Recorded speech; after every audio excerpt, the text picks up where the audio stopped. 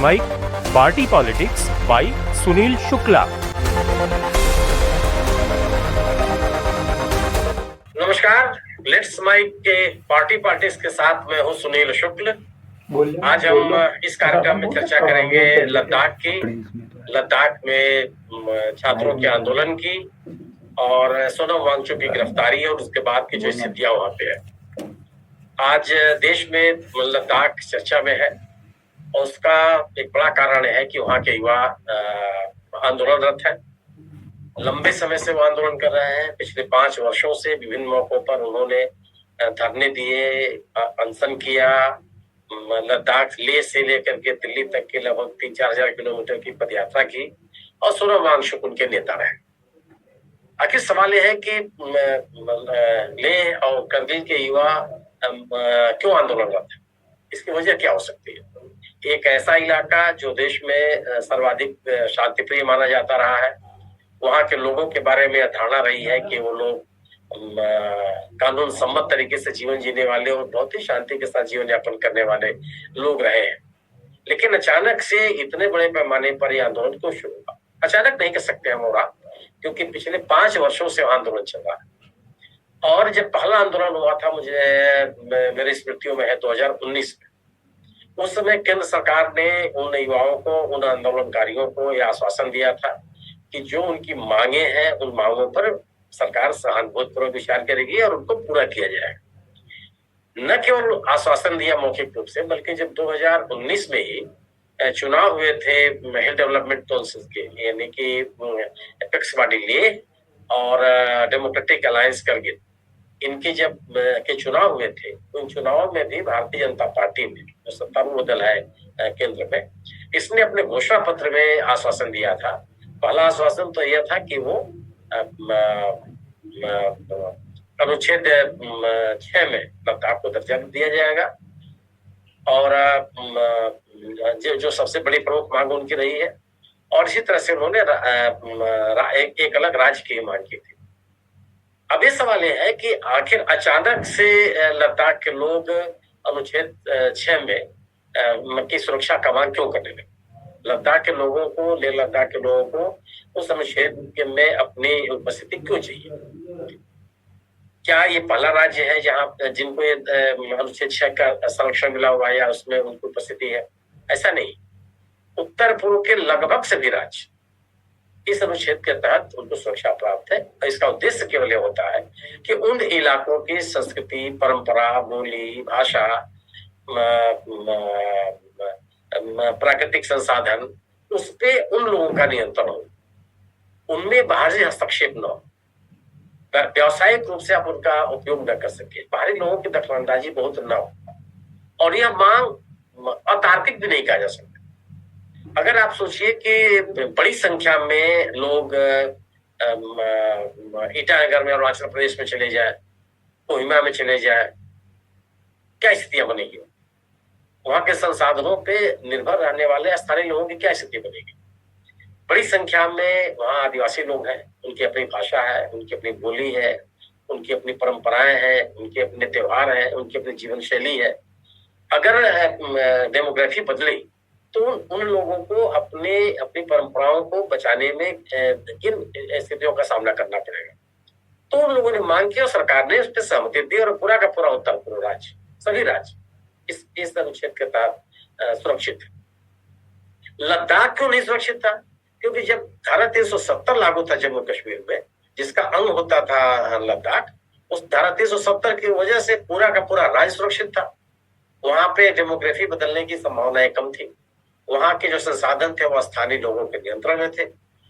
वहां पे बाहरी लोगों को दखलंदाजी नहीं थी, विशेष दर्जा प्राप्त था पूरे राज्य में। जब वह धारा 370 खत्म हो गई, जम्मू कश्मीर का राज्य का दर्जा खत्म हो गया और लद्दाख एक केंद्र शासित प्रदेश के रूप में सामने आया, तो वहां के लोगों की चिंता बढ़ी कि अगर उन्हें धारा अनुच्छेद 6 का संरक्षण नहीं मिलेगा तो वह अपने प्राकृतिक संसाधनों को, अपनी जीवन शैली को, अपनी परंपराओं की रक्षा कर पाएंगे कि नहीं कर पाएंगे अगर बड़े पैमाने पर लोग वहां आने लगे। और यह आशंका उनके निर्मूल भी नहीं थी, क्योंकि ये कहा जाने लगा कि वहाँ ऊर्जा के स्रोतों पर, खासतौर से सौर ऊर्जा के प्लांट बड़े पैमाने पर लगाने के लिए देश के कई उद्योगपति सक्रिय हो। इसको लेकर के लोगों की चिंता बढ़ी। तो अपने इलाके के संसाधनों पर नियंत्रण, अपने संसाधनों का अपनी जरूरतों के अनुसार अपने लोगों के लिए उपयोग की इच्छा, अलग से एक लोक सेवा आयोग के गठन की मांग और राज्य का दर्जा, ये प्रमुख मांगों को लेकर के वहां के युवा आंदोलित है। और अगर ये आंदोलित है तो इसको हम और आप अतार्किक भी नहीं कर सकते, ये बेजा मांगी भी नहीं हो सकती। अगर इतने सालों से अगर उसका राज्य का दर्जा खत्म हो गया और केंद्र शासित प्रदेश में जब बनाया गया तो उसमें कोई विधानसभा नहीं है, वो जो वहां के उपराज्यपाल होंगे, लेफ्टिनेंट गवर्नर होंगे, उनके अधीन वहां की व्यवस्था होगी, जिसको लेकर के वहां के लोग सहमत नहीं है। कुल जनसंख्या कितनी है? 3-3.5 लाख। तो अगर वो लोग अपने यहाँ राज्य का दर्जा की मांग कर रहे हैं और अपने प्रतिनिधियों के माध्यम से अपने शासन तंत्र को व्यवस्थित करना चाहते हैं, तो ये ऐसा नहीं है कि इस मांग को स्वीकार नहीं किया जा सकता।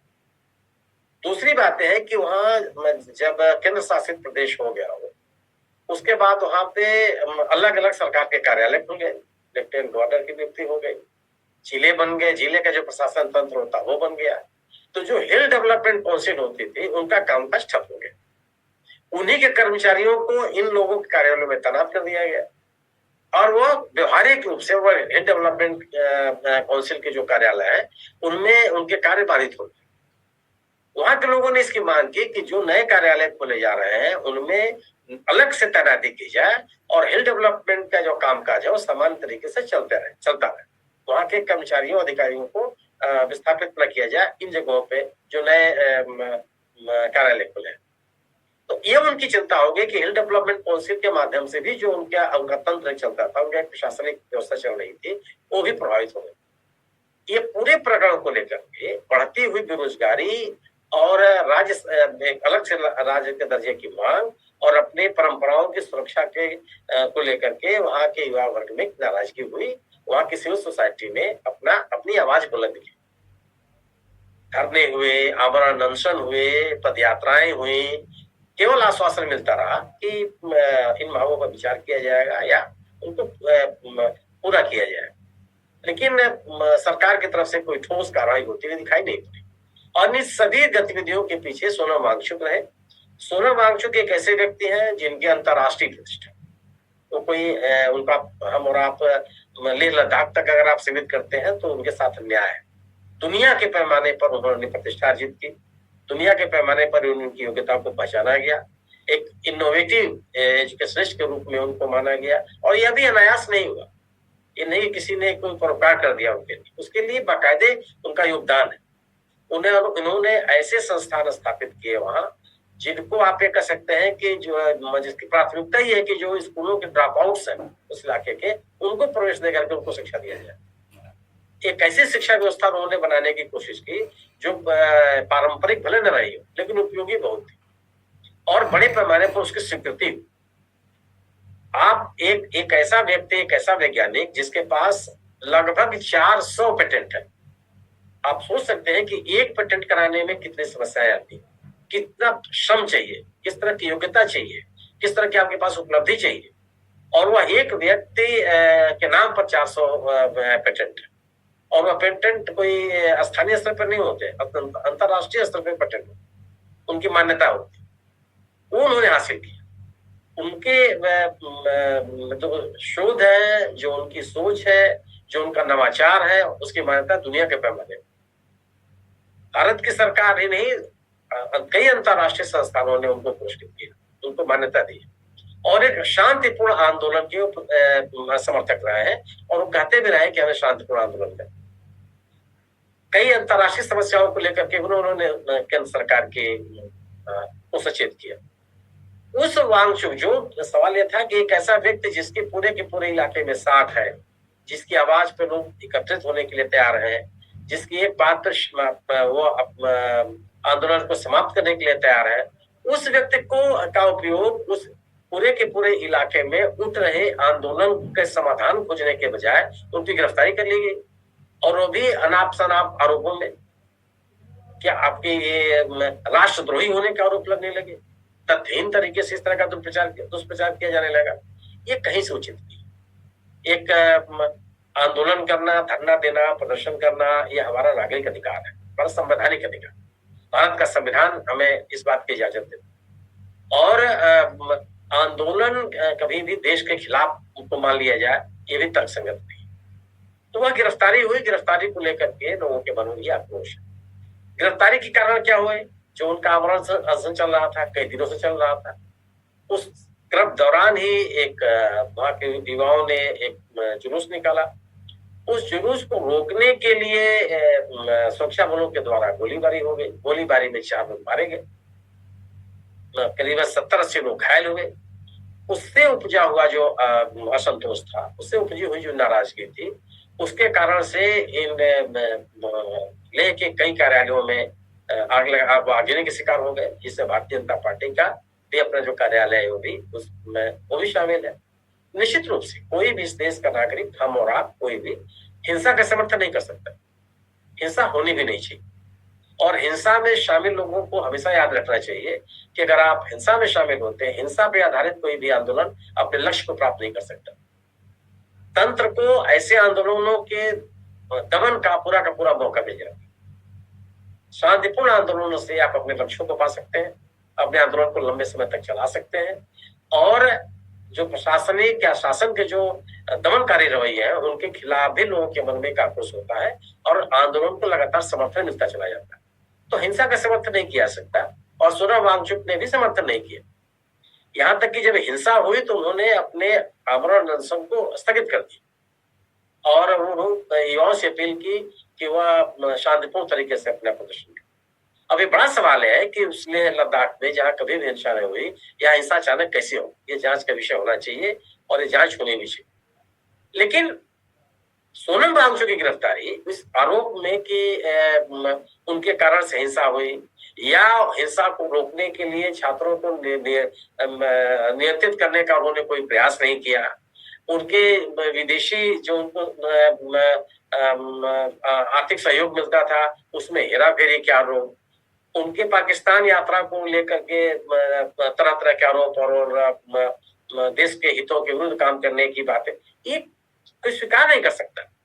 पाकिस्तान जाने की अनुमति, अगर कोई भी इस देश का नागरिक विदेश जाता है तो उसका तो पॉलिटिकल क्लियरेंस सरकार देती है। आपको पता नहीं है कि क्यों उनको आपने जाने दिया? पाकिस्तान में जो कार्यक्रम आयोजित हुआ था वो किसने आयोजित किया? यूएन का वो कार्यक्रम था। डॉन न्यूज़पेपर है, वह एक आयोजकों में शामिल था। वहां दिए गए भाषण जो वांगचुक साहब के हैं वो पब्लिक डोमेन में है। उस पूरे के पूरे भाषण में उन्होंने कोई देश के खिलाफ, यहाँ तक कि सरकार के खिलाफ भी उन्होंने कोई ऐसी बात नहीं की। तो इस बिना पर कि आप पाकिस्तान गए, पाकिस्तान जाने मात्र से आप देशद्रोही कैसे हो सकते हैं? तो ये जितने आरोप उनके ऊपर लगे, वहां का स्थानीय नागरिक और इस देश का सिविल सोसाइटी स्वीकार करने के लिए तैयार नहीं। सवाल केवल यह है कि जिन मुद्दों को लेकर के वहां का युवा आंदोलित है, उन मुद्दों का समाधान होना चाहिए। और ये समाधान कोई न्यूक्लियर साइंस नहीं है। इसका समाधान, अगर किसी राज्य के लोग, किसी इलाके के लोग अपने इलाके में नौकरियों की भर्ती के लिए अलग से लोक सेवा आयोग के गठन की मांग कर रहे हैं, तो इसको अतार्किक कैसे कर सकते हैं? इसको से कैसे इनकार किया जा सकता है? अब तक तो जो जम्मू कश्मीर का लोक सेवा आयोग था, उसके माध्यम से उनको नौकरियां मिलती थी, जिसका चयन होता था, रिक्रूटमेंट होता था। जब वह जम्मू कश्मीर से अलग हो गए और एक अलग से केंद्र शासित प्रदेश हो गए, तो स्वाभाविक सी बात है कि उनको एक अलग लोक सेवा आयोग चाहिए। आज अकेले लद्दाख में बेरोजगारी का प्रतिशत क्या है, कितना बढ़ गया? औसत दर्जे से अधिक, जहाँ की कुल जनसंख्या में 3-3.5 लाख की है। तो क्या आप बढ़ती हुई बेरोजगारी क्या और नौकरी के अलावा उस इलाके में आय का कोई बहुत बड़ा साधन नहीं है? कोई कल कारखाने तो अलग ही नहीं है। तो आप नौकरियों के बारे में हम अगर रवैया बहुत ही सकारात्मक वहां नहीं होगा, तो लोग अपने जीविकोपार्जन के लिए कहाँ जाए? एक स्वाभाविक से उनकी चिंता। और वो पूरा का पूरा इलाका जो अपनी सभ्यता परंपरा पे गर्व करता है, उसको सुरक्षा देना भी तो इंतजार सरकार का काम है, हुकूमत का काम है। वो तो उनको मिलना चाहिए। अब जो सोनम वांगचुक ने सुरक्षा कर्मियों के लिए एक सौर ऊर्जा पे आधारित उन्होंने टेंट तैयार किया, देश की सरकार ने उसको मान्यता दी, बहुत तारीफ की गई उनकी कि बिना किसी जनरेटर के, बिना किसी ऊर्जा के, केवल सौर ऊर्जा से ऐसे कैंप बनाए जाएंगे जो -डिग्री तापमान में भी अपने जो रहने का अंदर का इलाका होगा वो गर्म रहे। एक व्यक्ति का शोध है, एक व्यक्ति का योगदान है, हम इस योगदान को कैसे भुला सकते हैं। उस इलाके में जल संरक्षण के लिए उन्होंने ग्लेशियर के पिरामिड बनाने का आविष्कार किया कि ठंड के दिनों में ग्लेशियर बनेगा, गर्मी के दिनों में जो पिघलेगा तो लोगों की पानी की जरूरतें पूरी होगी। ये काम किया और वो करके दिखाया, उनका अस्तित्व है बकायदे। छात्रों को गैर परंपरागत तरीके से वोकेशनल एजुकेशन के माध्यम से एक शिक्षा देने की पहल, संस्थान बनाया, पूरे देश और दुनिया के पैमाने पर उसकी तारीफ की गई। एक ऐसे सोनम वांगचुक वो अचानक से आप कुछ लोग, कुछ संगठन, सत्तारूढ़ों से जुड़े हुए लोग अगर ये कहने लगे कि ये देशद्रोही है और वो एक हिंसात्मक आंदोलन के साथ वो जुड़े रहे, ये बेमानी है, यहाँ तक संगत नहीं है। और आज ये जरूरत इस बात की है कि लेह और लद्दाख के, करगिल के इलाकों में जो युवाओं में जो पनप रहा असंतोष है उसको नियंत्रित किया जाए। ये हमारे लिए सुरक्षा का भी, सुरक्षा की दृष्टि से भी महत्वपूर्ण।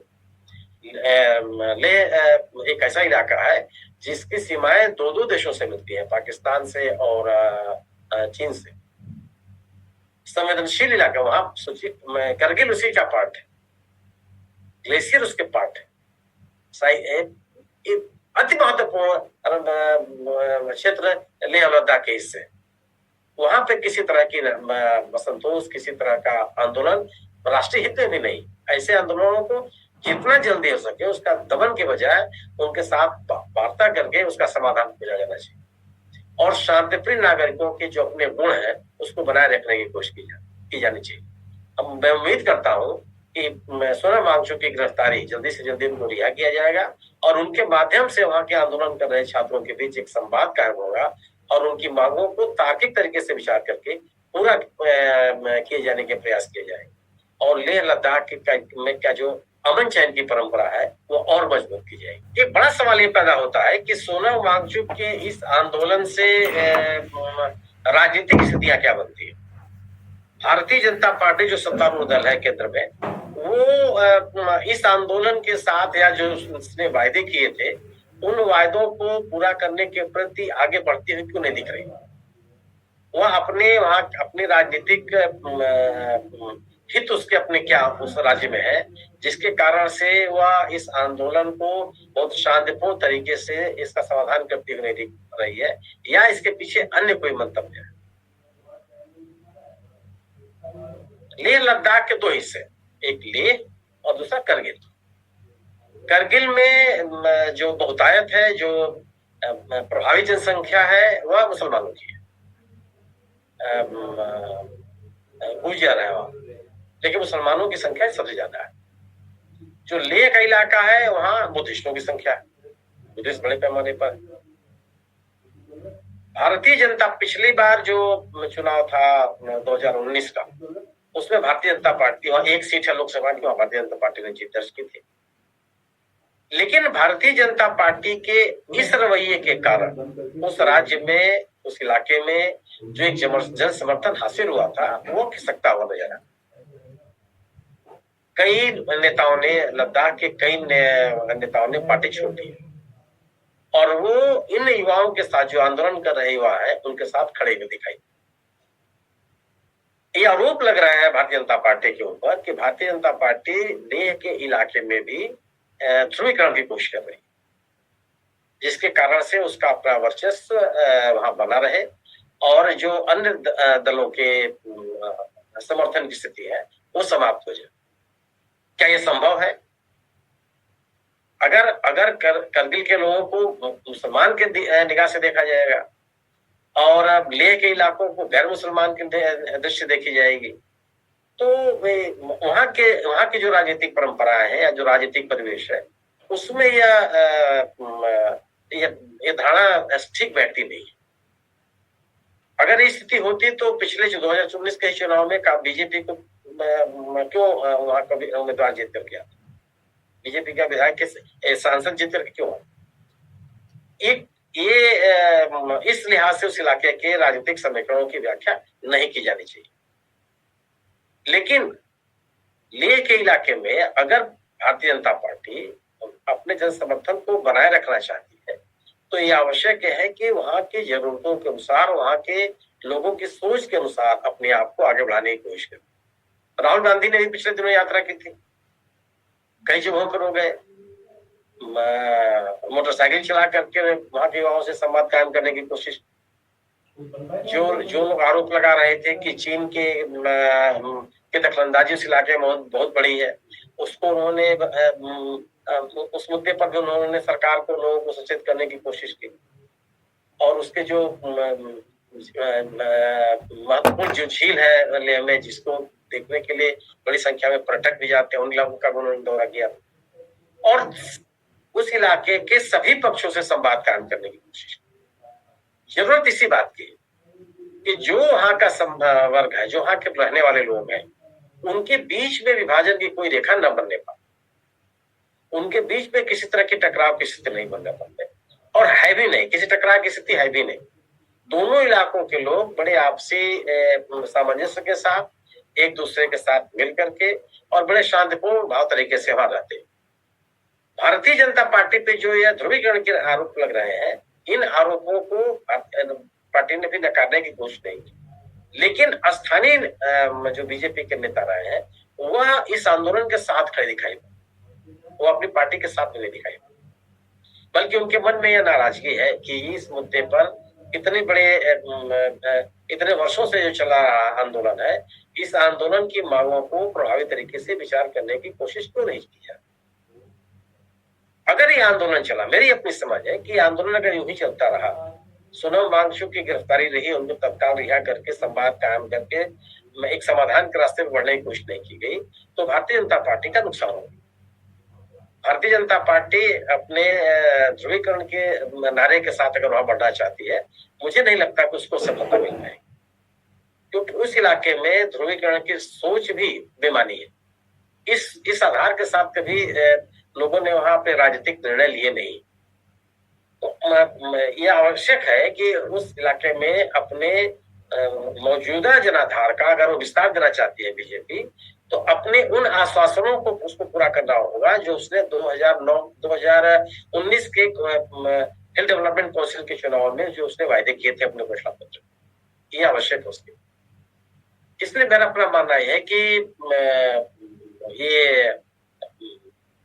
यह आंदोलन, इस आंदोलन का एक सकारात्मक समापन, एक इस तरह का एक समापन हो जिसमें लोगों को लगे कि भारतीय जनता पार्टी उनके जो सरोकार है उसके साथ संवेदनशील है, वो भी चाहती है कि इसका समाधान किया जाए।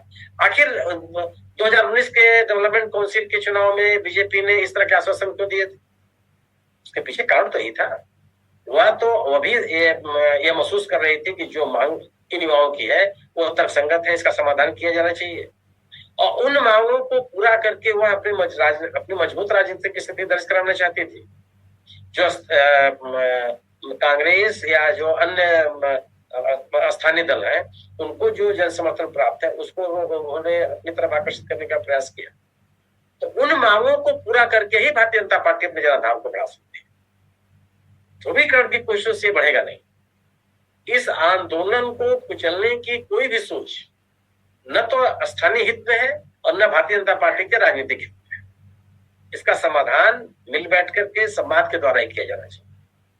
वांगचुक जैसे लोगों की गिरफ्तारी, उनके खिलाफ दुष्प्रचार, उनके खिलाफ तरह तरह के नैरेटिव बनाने की कोशिशें, वह मेरी अपनी समझ है कि वह भारतीय जनता पार्टी को राजनीतिक रूप से कमजोर करेगी, और उन दलों की स्थिति और मजबूत होती चली जाएगी जो इन युवाओं के साथ खड़े, जो इन आंदोलनकारियों के साथ खड़े, जो सोनम वांगचुक के समर्थन में खड़े।